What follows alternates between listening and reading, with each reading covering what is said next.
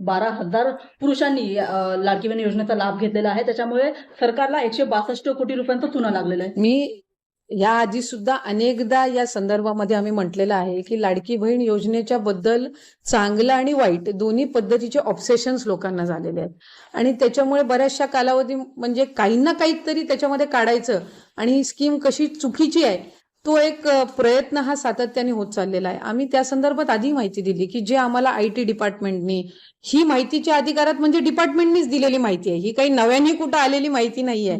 ज्या वेळेला माहितीचा अधिकार हा डिपार्टमेंट किंवा त्या विशिष्ट विभागाकडनं किंवा त्या संबंधित सेक्शनकडनंच ती माहिती मागवली जात असते. जी आहे वस्तुस्थिती ती माहितीच्या अधिकारातून समोर आलेली आहे.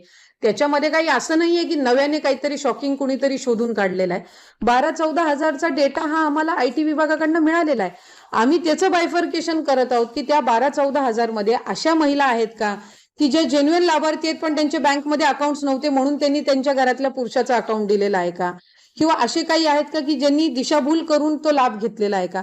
याचं सविस्तर बायफर्केशन आल्याशिवाय आपण ते चुकीचंच आहे का योग्यच आहे अशा पद्धतीचा निकष त्या ठिकाणी काढणं हे चुकीचं आहे. जवळपास 12,000 पुरुषांनी लाडकी बहीण योजनेचा लाभ घेतलेला आहे. त्याच्यामुळे सरकारला 162 कोटी रुपयांचा चुना लागलेला आहे. मी या आधी सुद्धा अनेकदा या संदर्भामध्ये आम्ही म्हटलेलं आहे की लाडकी बहीण योजनेच्या बद्दल चांगलं आणि वाईट दोन्ही पद्धतीचे ऑब्सेशन्स लोकांना झालेले आहेत आणि त्याच्यामुळे बऱ्याचशा कालावधी म्हणजे काही ना काहीतरी त्याच्यामध्ये काढायचं आणि ही स्कीम कशी चुकीची आहे तो एक प्रयत्न हा सातत्याने होत चाललेला आहे. आम्ही त्या संदर्भात आधी माहिती दिली की जे आम्हाला IT डिपार्टमेंटनी ही माहितीच्या अधिकारात म्हणजे डिपार्टमेंटनीच दिलेली माहिती आहे, ही काही नव्याने कुठं आलेली माहिती नाहीये.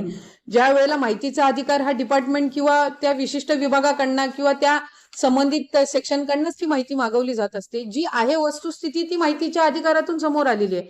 त्याच्यामध्ये काही असं नाहीये की नव्याने काहीतरी शॉकिंग कुणीतरी शोधून काढलेला आहे. 12-14 हजारचा डेटा हा आम्हाला IT विभागाकडनं मिळालेला आहे. आम्ही त्याचं बायफर्केशन करत आहोत की त्या 12-14 हजार मध्ये अशा महिला आहेत का की जे जेन्युइन लाभार्थी आहेत पण त्यांचे बँकमध्ये अकाउंट्स नव्हते म्हणून त्यांनी त्यांच्या घरातल्या पुरुषाचा अकाउंट दिलेला आहे का, किंवा असे काही आहेत का की ज्यांनी दिशाभूल करून तो लाभ घेतलेला आहे का. याचं सविस्तर बायफर्केशन आल्याशिवाय आपण ते चुकीचंच आहे का योग्यच आहे अशा पद्धतीचा निकष त्या ठिकाणी काढणं हे चुकीचं आहे.